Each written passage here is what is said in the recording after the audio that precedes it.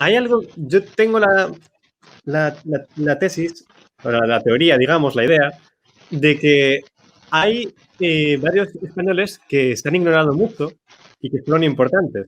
Y que Ujú. es que, aunque sea de una manera superficial, Hegel está en Castelar y en Pi Margall.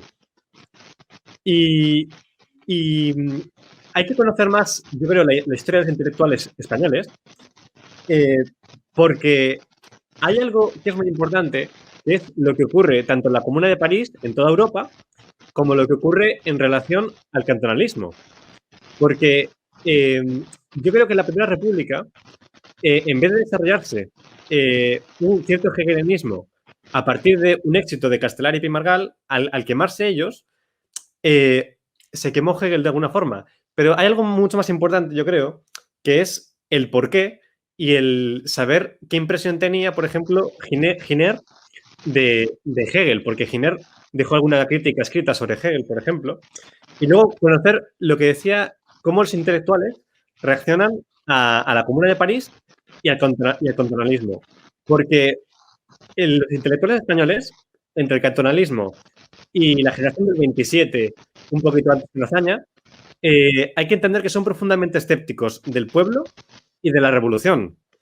Y yo creo que entendían que Hegel era revolucionario, porque tenía unas implicaciones que derivaban en la revolución, porque cuando se introduce Krauss en España, se hace por encargo, y se hace por encargo explícitamente antirrevolucionario.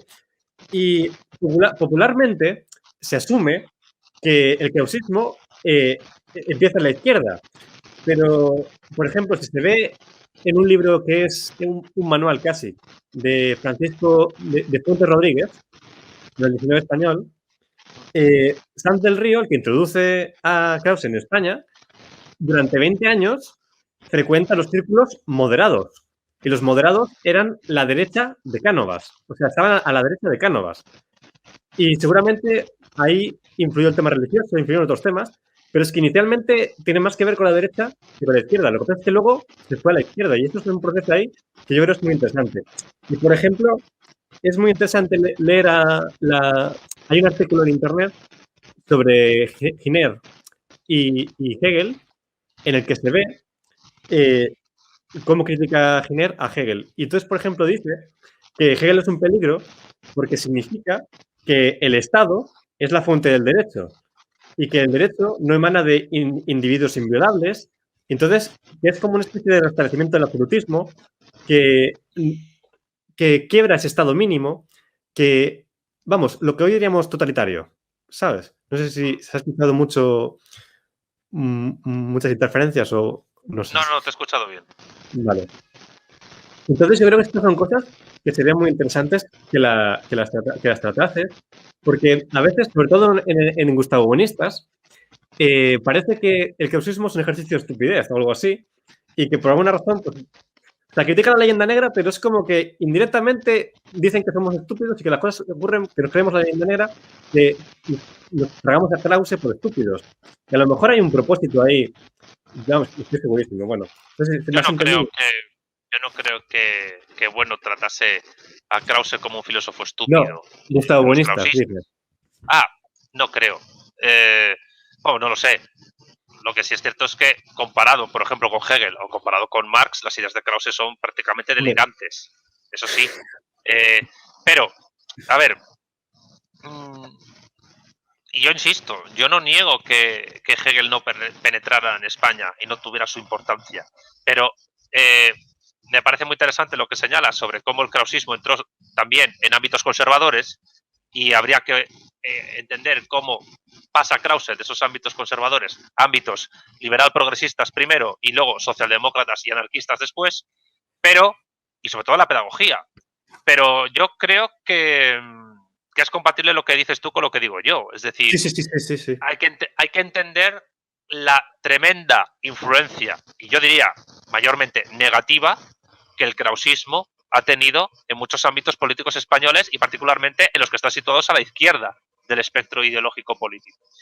Y el PSOE actual, probablemente el histórico también, seguramente también, beben muchísimo más de Krause que de cualquier otro tipo de filósofo español. A lo mejor quizás un poco de Ortega, o del Ortega anterior a su retorno a España durante la dictadura. Pero vamos, que yo creo que esa herencia del krausismo en España, desde posiciones materialistas actualmente, debe ser absoluta y ferozmente combatida.